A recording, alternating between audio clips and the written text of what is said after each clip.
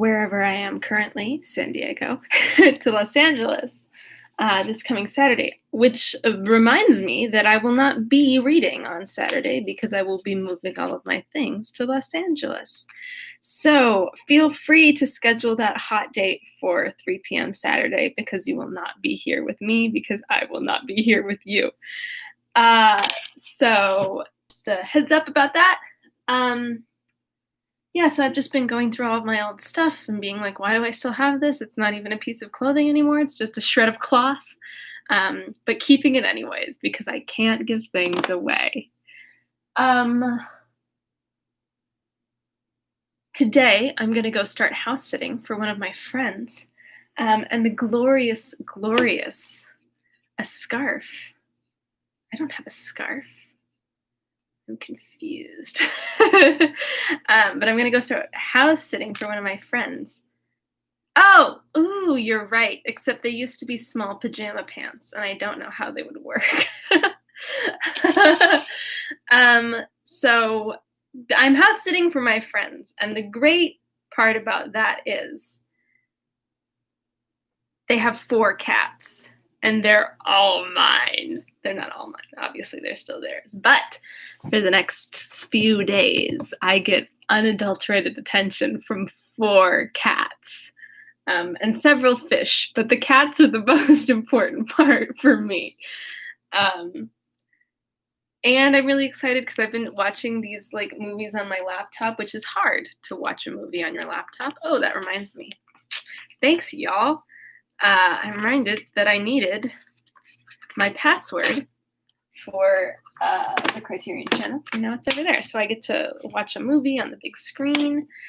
I've been watching a movie every day for the past few days. And the movie that I watched last night, which I'm going to open up because I cannot remember what its full title is, was a Thai film that won the Palme d'Or at Cannes. Oops. It's called Uncle Boonmi Who Can Recall His Past Lives. And it was extremely strange, but look how cool the poster is. It was extremely strange. I think it's safe to say it's safe to gay. Isn't it the coolest poster? And I watched it because of these extremely creepy creatures that are in it, except the creatures didn't really play a part, and it was just one of the strangest films I've ever watched. And like not impossible. I'm sure somebody gets it. But I think it's safe to say that I did not understand more than 6 frames that were strung together at a time, which is unfortunate. But sometimes films are just a little too experimental for me, and I'm like, I lost the plot.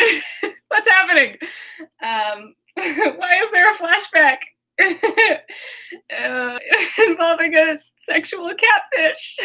Why? But it was very, very interesting, and I was glad to have watched it. Yeah. So that's my adventures in film watching from yesterday. We'll see what my adventure in film watching is today. Oh, that reminds me, I have to pack a charger. Good work. Thanks, me. So, what happened yesterday? I don't know. For some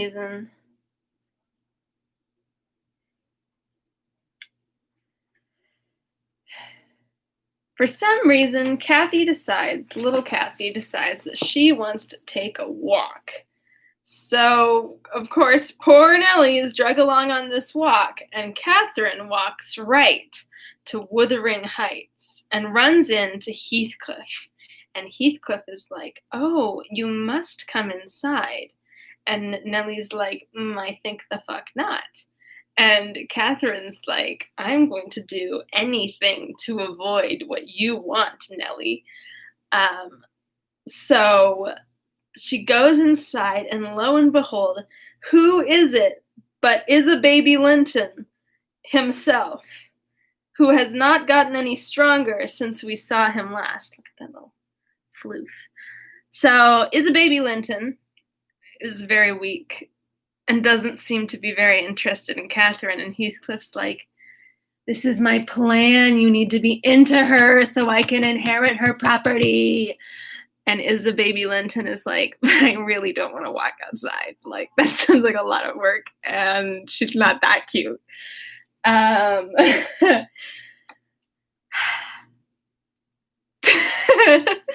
So Heathcliff's like, fine, I'll get my other son to take her outside, who is Hareton. And Hareton has become the hunk of the heights, while Isababy Linton is a little sickly. So I'm not doing a very good job today. Lots of uhs, so's. Am I distracted? It's the prospect of 4 cats at once. Sorry. But basically, that's what happened. Isabella wanted to go to talk. She wanted to go somewhere. She went to Wuthering Heights. Heathcliff's got a plan to get her married to Isababy Linton so that he can inherit the property. Hareton is the one who's like actually like perspective, but Heathcliff's like, this can't happen. And that's what's happening in the half chapter that we read yesterday. Now, please, everyone, put your paws together for me as I try to get through the next chapter today. Look, I have a new box of tissues. They're very pretty and I keep getting distracted by them. Signature, select. The quality is guaranteed. I am paid by Vaughn's to promote their Vaughn's brand tissues. Are you going to find me for that, YouTube? Okay, let's do it. Heathcliff was just yelling at Isababy to go follow Hareton and Catherine, who are out walking around the garden. Yes. Wuthering Heights, Volume 2, Chapter 7, Part 2. I think that's right. Linton gathered his energies and left the hearth. The lattice was open and he stepped out. I heard Cathy inquiring of her unsociable attendant what was that inscription over the door. Hareton stared up and scratched his head like a true clown. I really love the use of clown. I've been clowned before, I'll be clowned again. It's some damnable writing, he answered. I cannot read it. Can't read it, cried Catherine. I can read it. It's English, but I want to know why it's there. Linton giggled, the first appearance of mirth he had exhibited. He does not know his letters, he said to his cousin. Could you believe in the existence of such a colossal dunce? Is he all he should be? Asked Miss Cathy seriously. Or is he simple, not right? I've questioned him twice now, and each time he looked so stupid I think he does not understand me. I can hardly understand him, I'm sure. Yuck, Miss Cathy, yuck. That's all I have to say to you. Linton repeated his laugh and glanced at Hareton tauntingly, who certainly did not seem quite clear of comprehension at that moment. There's nothing the matter but laziness, is there, Earnshaw? He said. My cousin fancies you are an idiot. There you experience the consequence of scorning book learning, as you would say. Have you noticed, Catherine, his frightful Yorkshire pronunciation? Why, where the devil is the use on it? Growled Hareton, more ready in answering his daily companion. He was about to enlarge further, but the two youngsters broke into a noisy fit of merriment, my giddy miss being delighted to discover that he might turn his strange talk to matter of amusement. Where is the use of the devil in that sentence? Tittered Linton. Papa told you not to say any bad words, and you can't open your mouth without one. Don't try to behave like a gentleman. Now do. If thou weren't more a lass than a lad, I'd fell thee this minute. I would. Pitiful laugh of a crater, retorted the angry boar, retreating while his face burnt with mingled rage and mortification, for he was conscious of being insulted and embarrassed how to resent it. Mr. Heathcliff, having overheard the conversation as well as I, smiled when he saw him go, but immediately afterwards cast a look of singular aversion to the flippant pair, who remained chattering in the doorway, the boy finding animation enough while discussing Hareton's faults and deficiencies, and relating anecdotes of his goings-on, and the girl relishing his pert and spiteful sayings, without considering the ill nature they evinced. But I began to dislike, more than to compassionate, Linton, and to excuse his father in some measure for holding him cheap. We stayed till afternoon. I could not tear Miss Cathy away before, but happily my master had not quitted his apartment and remained ignorant of our prolonged absence. As we walked home, I would fain have enlightened my charge on the characters of the people we had quitted, but she got it into her head that I was prejudiced against them. Aha, she cried, you take papa's side, Ellen. You are partial. I know, or else you wouldn't have cheated me so many years into the notion that Linton lived a long way from here. I'm really extremely angry, only I'm so pleased I can't show it. But you must hold your tongue about my uncle. He's my uncle, remember, and I'll scold Papa for quarreling with him. I don't know if any of y'all have listened to the Heathers musical, but the line, for a greasy little nobody, and like it goes on, just reminds me of Catherine. It's probably the way I'm doing her voice. Now I need to know the rest of that line. What is it? I'm typing it in. Sorry, everyone. Low power mode. I need to know.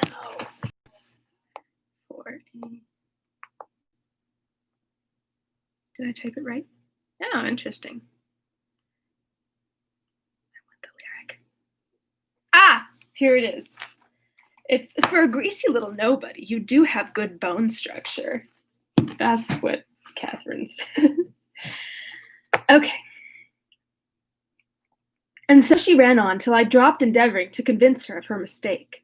She did not mention the visit that night because she did not see Mr. Linton. Next day it all came out, sadly to my chagrin, and still I was not altogether sorry. I thought the burden of directing and warning would be more efficiently borne by him than me, but he was too timid in giving satisfactory reasons for his wish that she would shun connection with the household of the Heights, and Catherine liked good reasons for every restraint that harassed and petted her petted will. Papa, she exclaimed after the morning salutations, guess whom I saw yesterday in my walk on the moors. Papa, you started. You've not done right, have you now? I saw, but listen, you shall hear how I found out, and Ellen, who is in league with you, and yet pretended to pity me so when I kept hoping, and was always disappointed about Linton's coming back. She gave a faithful account of her excursion and its consequences, and my master, though he cast more than one reproachful look at me, said nothing till she had concluded. Then he drew her to him and asked if she knew why he had concealed Linton's near neighborhood from her. Could she think it was to deny her a pleasure that she might harmlessly enjoy? It was because you disliked Mr. Heathcliff, she answered. Then can you believe I care more for my own feelings than yours, Cathy? He said. No, it was not because I disliked Mr. Heathcliff, but because Mr. Heathcliff dislikes me, and is a most diabolical man, delighting to wrong and ruin those he hates, if they give him the slightest opportunity. I knew that you could not keep up an acquaintance with your cousin without being brought into contact with him, and I knew he would detest you on my account, so for your own good and nothing else, I took precautions that you should not see Linton again. I meant to explain this sometime as you grew older, and I'm sorry I delayed it. But Mr. Heathcliff was quite cordial, Papa, observed Catherine, not at all convinced, and he didn't object to our seeing each other. He said I might come to his house when I pleased, only I must not tell you, because you had quarreled with him, and would not forgive him for marrying Aunt Isabella. And you won't. You are the one to be blamed. He is willing to let us be friends, at least, Linton and I, and you are not. My master, perceiving that she would not take his word for her uncle-in-law's evil disposition, gave a hasty sketch of his conduct to Isabella and the manner in which Wuthering Heights became his property. He could not bear to discourse long upon the topic, for though he spoke little of it, he still felt the same horror and detestation of his ancient enemy that had occupied his heart ever since Mrs. Linton's death. She might have been living yet if it had not been for him, was his constant bitter reflection, and in his eyes Heathcliff seemed a murderer. Miss Cathy, conversant with no bad deeds except her own slight acts of disobedience, injustice, and passion, rising from hot temper and thoughtlessness, and repented of on the day they were committed, was amazed at the blackness of spirit that could brood on and cover revenge for years, and deliberately persecute its plans without a visitation of remorse. She appeared so deeply impressed and shocked at this new view of human nature, excluded from all her studies and all her ideas till now, that Mr. Edgar deemed it unnecessary to pursue the subject. He merely added, "You will know hereafter, darling, why I wish you to avoid his house and family. Now return to your old employments and amusements, and think no more about them." Catherine kissed her father and sat down quietly to her lessons for a couple of hours, according to custom. Then she accompanied him into the grounds, and the whole day passed as usual. But in the evening, when she had retired to her room, I went to help her to undress, and I found her crying on her knees by the bedside. "Oh, fie, silly child," I exclaimed. "If you had any real griefs, you'd be ashamed to waste a tear on this little contrariety. You never had one shadow of substantial sorrow, Miss Catherine. Suppose for a minute that the master and I were dead, and you were by yourself in the world. How would you feel then? Compare the present occasion with such an affliction as that, and be thankful for the friends you have instead of coveting more." "I'm not crying for myself, Ellen," she answered. "It's for him. He expected to see me again tomorrow, and there he'll be so disappointed. And he'll wait for me, and I shan't come." "Nonsense," said I. "Do you imagine he has thought as much of you as you have of him?" Ladies, take that one to heart. Oh dear. That's not good.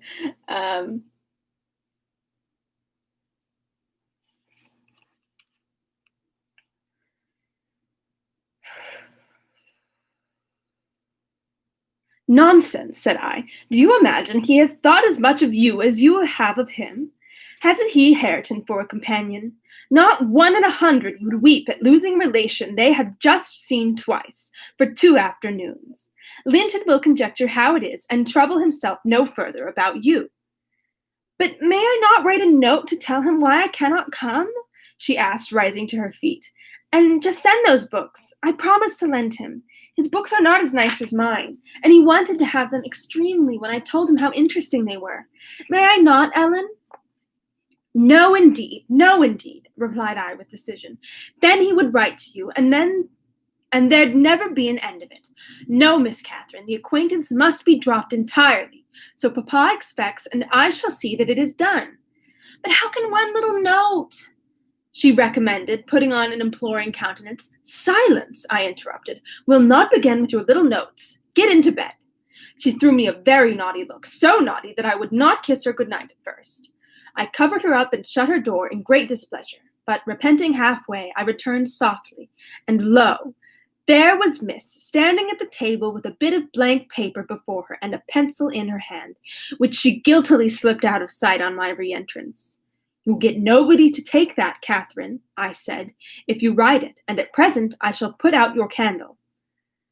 I set the extinguisher on the flame, receiving as I did so a slap on my hand and a petulant "cross thing." I then quitted her again, and she drew the bolt in one of her worst, most peevish humors. The letter was finished and forwarded to its destination by a milk fetcher who came from the village, but that I didn't learn till some time afterwards. Weeks passed on, and Cathy recovered her temper, though she grew wondrous fond of stealing off to corners by herself, and often, if I came near her suddenly while reading, she would start and bend over the book, evidently desirous to hide it. and I detected edges of loose paper sticking out beyond the leaves. She also got a trick of coming down early in the morning and lingering about the kitchen, as if she were expecting the arrival of something. And she had a small drawer in a cabinet in the library which she would trifle over for hours, and whose key she took special care to remove when she left it. One day, as she inspected this drawer, I observed that the playthings and trinkets which recently formed its contents were transmuted into bits of folded paper. My curiosity and suspicions were roused. I determined to take a peep at her mysterious treasures, so at night, as soon as she and my master were safe upstairs, I searched and readily found among my house keys one that would fit the lock. Having opened, I emptied the whole contents into my apron and took them with me to examine at leisure in my own chamber. Once again, bad for privacy, good for Nelly. Though I could not but suspect, I was still surprised to discover that there were a mass of correspondence, daily almost, it must have been, from Linton Heathcliff, answers to documents forwarded by her. Nuts. So he does have, oh my God, something's happening. Hopefully nothing bad, but we'll find out. Okay.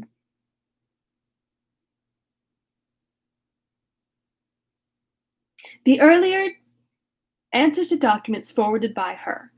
The earlier dated were embarrassed and short. Gradually, however, they expanded into copious love letters, foolish as the age of the writer rendered natural, yet with touches here and there, which I thought were borrowed from a more experienced source. Some of them struck me as singularly odd compounds of ardor and flatness, commencing in strong feeling and concluding in the affected, wordy way that a schoolboy might use to a fancied, incorporeal sweetheart. Whether they satisfied Kathy, I don't know, but they appeared very worthless trash to me. After turning over as many as I thought proper, well, I don't think turning over any of them was proper, but I tied them in a handkerchief and set them aside, relocking the vacant drawer. Following her habit, my young lady descended early and visited the kitchen. I watched her go to the door on the arrival of a certain little boy, and while the dairymaid filled his can, she tucked something into his jacket pocket and plucked something out. I went round by the garden and laid wait for the messenger, who fought valorously to defend his trust, and we split the milk between us. But I succeeded in abstracting the epistle and threatening serious consequences if he did not look sharp home. I remained under the wall and perused Miss Cathy's affectionate composition. It was more simple and more eloquent than her cousin's, very pretty and very silly. I shook my head and went meditating into the house. The day being wet, she could not divert herself with rambling about the park. At the conclusion of her morning studies, she resorted to the solace of the drawer. Her father sat reading at the table, and I, on purpose, had sought a bit of work in some unripped fringes of the window curtain, keeping my eye steadily fixed on her proceedings. Never did any bird flying back to a plundered nest which it had left brimful of chirping young ones express more complete despair and anguished cries and flutterings than she by her single "oh," and the change that transfigured her late happy countenance. Mr. Linton looked up. "What is the matter, love? Have you hurt yourself?" he said.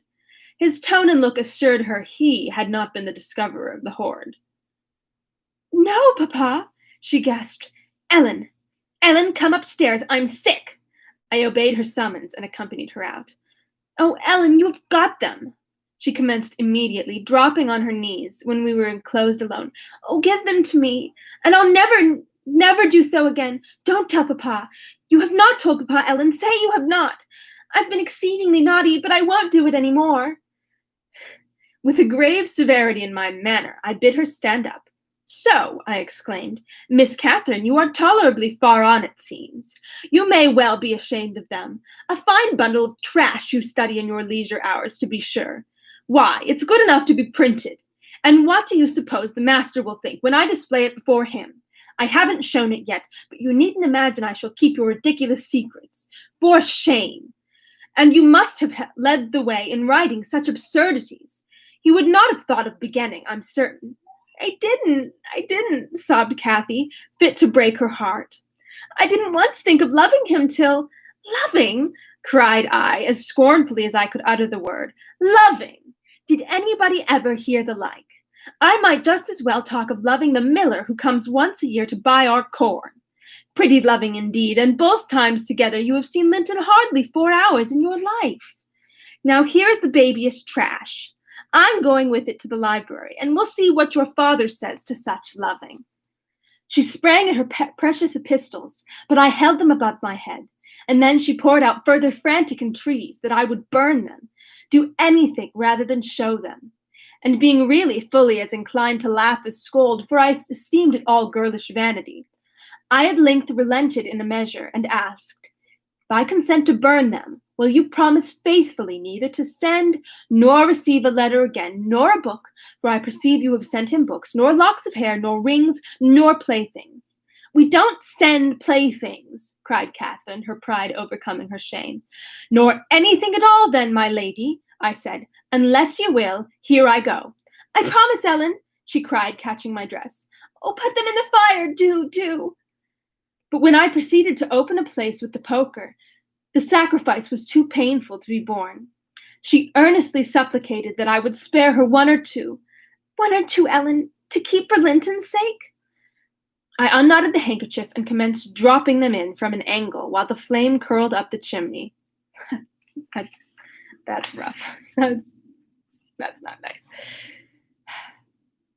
I will have one, you cruel wretch, she screamed, darting her hand into the fire. Ah! And drawing forth some half-consumed fragments at the expense of her fingers.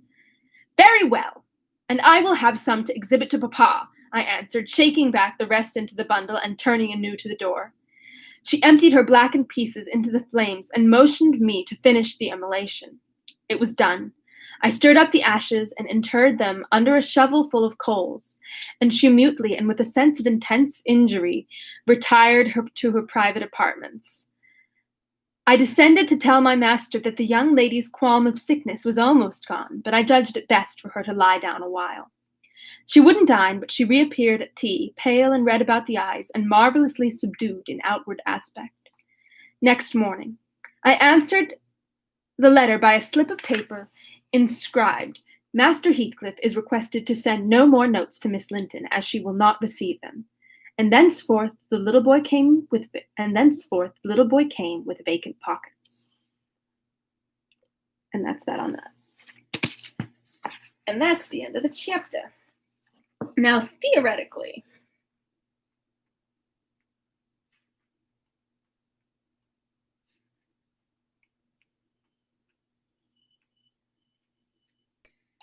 well, I goofed. I thought there were only 10 chapters in the end. 11? 13.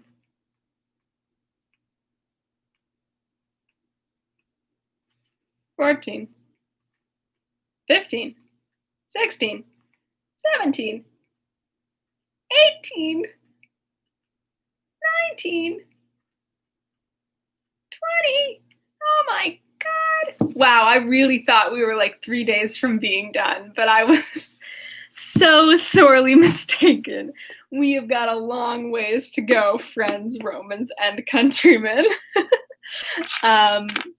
Friends, Romans, and countrymen is a gender-neutral greeting, and I love it. Shakespeare was ahead of his time. Okay, that is all that I have to say for today. I'm going to go see some cats. What's the line? It's like, I'm going to go see a girl about a thing. I'm going to go see some cats about a thing. And I am very excited. Okay, thank you for tuning in. As always, I always have a wonderful, wonderful time with y'all. This is not good. I mean, what's happening? Where's Kathy? No one has been longingly staring across the moors for like 4 chapters. I've got to see a cat about 3 other cats. Okay, I'm leaving you now. Goodbye. Now I will go and see what is happening. What is happening? Why are so many people? Okay. See you soon. Goodbye. I'm ending it. I'm ending it. Goodbye.